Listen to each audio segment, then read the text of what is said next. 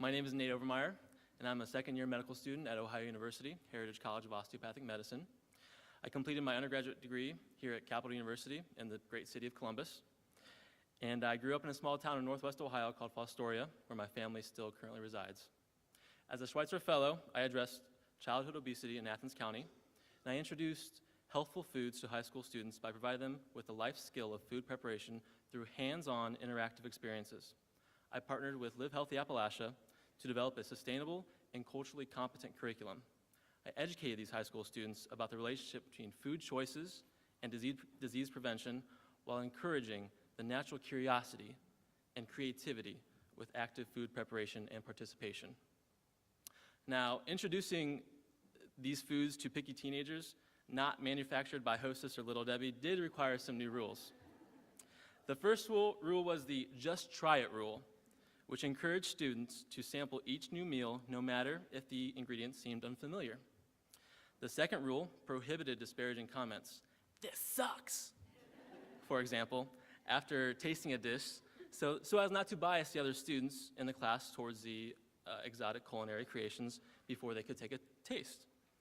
This led the students euphemistically expressing their displeasure with certain recipes by using the term interesting.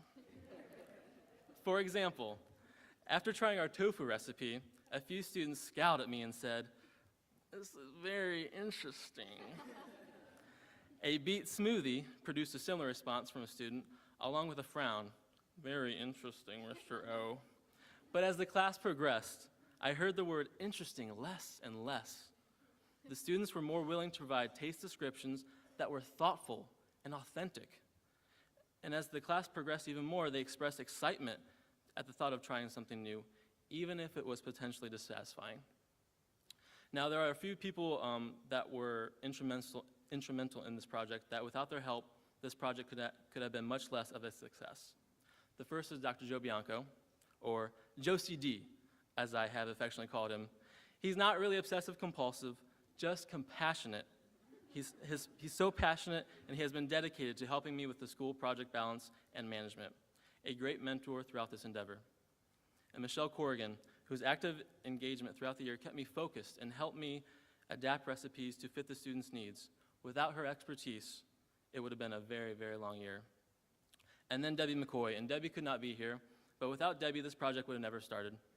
It was her open-mindedness that took a chance on me and the curriculum. It was her support that even allowed me into the school. You know, it's very difficult to get in these high schools because they come up with all these nonprofits are trying to get in these schools, but she allowed me to come in. And it was her support that allowed me into her classroom that I used on Fridays to cook up these delicious recipes. And it was Debbie that navigated me through the year, always offering me support and guidance. And I could not leave this podium without saying thank you to Chip. Chip has been a great mentor throughout this year. And don't let him fool you. He is a ping pong shark. He will take your money and run. So please don't get in contest with him, because he'll take your money, but if it's for a good cause, then please do. And then thank you, my fellow fellows. You guys are just beautiful. Thank you so much for inspiring me, and please continue to inspire the rest of the people who you're working with. And thank you to the Albert Schweitzer Fellowship. This has been an extraordinary experience. Thank you so much.